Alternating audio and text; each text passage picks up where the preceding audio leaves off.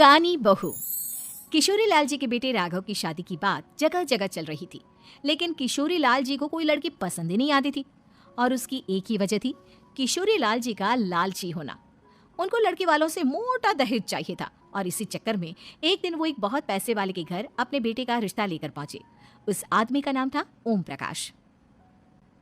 देखिए किशोरी लाल जी, मेरी एक ही बेटी है और मेरी सारी संपत्ति जायदाद सब कुछ मेरी बेटी नैना का ही है। पापा, नाम से लगता है बहुत खूबसूरत होगी। कितना अच्छा नाम है ना, नैना। ओ वैसे बात तो सही है आपकी।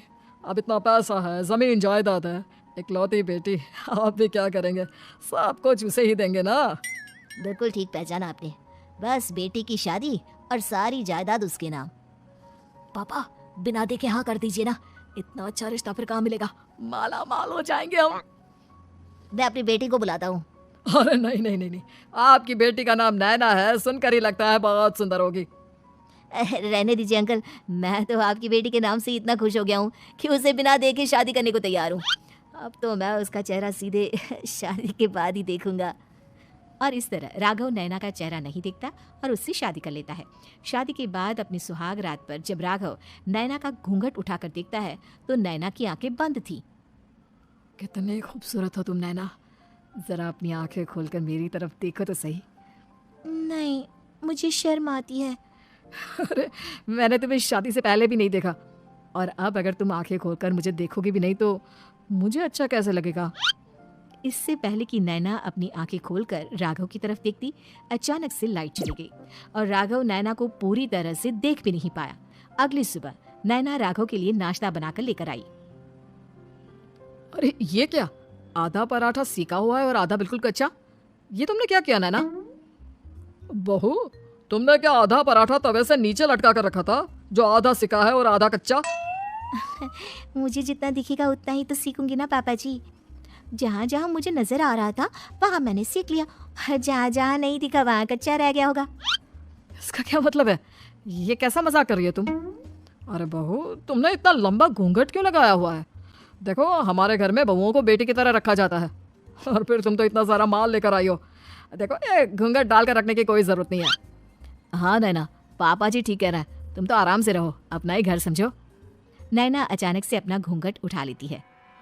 अरे ये क्या पापा, नैना की तो एक आंख फूटी हुई है। नाम से नैना, लेकिन ये तो कानी बहू निकली।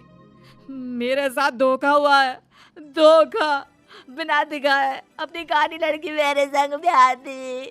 मुझे कानी बीवी नहीं चाहिए। मुझे अभी ओम प्रकाश जी से बात करनी पड़ेगी। आखिर उन्होंने मेरे साथ ऐसा किया क्यों? अरे आप लोगों ने ही तो पापा से कहा था कि आप लोग शादी से पहले मुझे देखना नहीं चाहते। अब मेरे पापा पर क्यों इल्जाम लगा रहे हैं? अरे लेकिन उन्हें बताना तो चाहिए था ना कि तुम कानी हो, एक आंख से तुम्हें दिखाई नहीं देता। किशोरी लाल और राघव नाराज होकर ओम प्रकाश को अपने घर बुलाते हैं। पापा जी, ये आपने क्या किया? शादी से पहले बताया क्यों नहीं कि नैना की आंखों में परेशानी है? अरे आप ही ने तो लड़की देखने से मना कर दिया था। अरे लेकिन आप बता तो सकते थे। आपको तो हमारी बेटी की प्रॉपर्टी चाहिए थी, वो भी पूरी की पूरी। अब क्या हुआ अगर उसे आधा दिखाई देता है? प्रॉपर्टी तो आपको पूरी मिल गई ना। अरे ये क्या बात हुई? मेरी शादी प्रॉपर्टी से नहीं, आपकी बेटी से हुई है। अब ये तो पहले सोचना चाहिए था, तब तो मेरी प्रॉपर्टी देखकर तुम्हारी जुबान लप लप आ रही थी। लेकिन मैं कानी लड़की को अपनी बीवी बनाकर नहीं रख सकता। पापा कुछ करिए ना आप। हाँ करता हूँ। देखिए ओम प्रकाश जी, आप हमारे साथ ऐसा नहीं कर सकते। और तुम देखो, अगर तुमने मेरी बेटी से शादी तोड़ी ना, तो जो भी प्रॉपर्टी मैंने तुम्हें दी है वो तो पूरी की पूरी वापस ले लूंगा, और आधी प्रॉपर्टी तुम्हारी भी लूंगा। अरे मेरी आधी प्रॉपर्टी भला क्यों लेंगे आप? इसलिए क्योंकि मेरी बेटी को आधा नजर आता है और उसकी नजर अभी तक तुम्हारी आधी जायदाद पर ही पड़ी है। अब तुम उसे घर से निकालोगे तो कुछ तो लेकर जाएगी ना। और अगर हम आपकी बेटी को अपने घर की बहू बनाकर रखे तो? तो तुम्हारी पूरी प्रॉपर्टी तुम्हारी ही रहेगी, और जो मैंने तुम्हें दिया है ना, उसमें से बस मैं आधा लेकर जाऊंगा। अरे लेकिन अब आप अपनी दी हुई प्रॉपर्टी में से आधी वापस क्यों लेकर जाएंगे, अगर मैं आपकी बेटी को अपनी पत्नी बनाकर रखने को तैयार हूं तो? इसलिए ताकि भविष्य में अगर तुम मेरी बेटी को धोखा दो तो उसके पास कुछ तो रहे जो पति का हो, वैसे मेरे पास तो बहुत कुछ है, लेकिन अपने पति की कोई निशानी तो उसके पास होनी चाहिए ना। अब अगर तुमने मेरी बेटी को कानी कहा तो तुम्हें प्रॉपर्टी भी कानी ही मिलेगी, पूरी नहीं। जमाए राजा।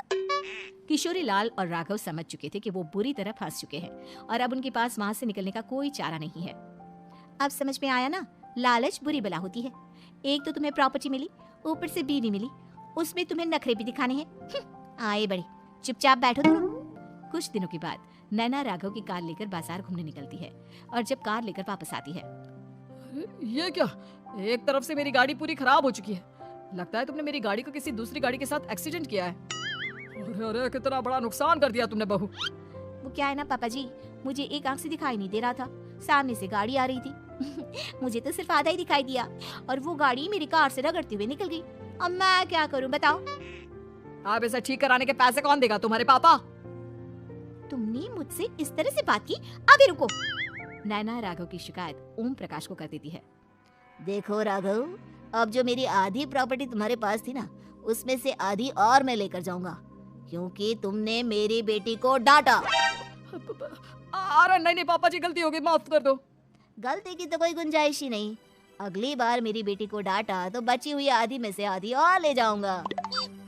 लालच के चक्कर में हम दोनों ने बहुत बड़ी गलती कर दी बेटा।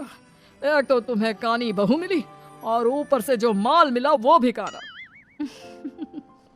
इस तरह राघव की हर एक गलती पर ओम प्रकाश उसकी प्रॉपर्टी का आधा आधा हिस्सा लेकर अपना सारा माल वापस ले गया और राघव को कानी बीवी से काम चलाना पड़ा। भाई लालच वाकई में बुरी बला है।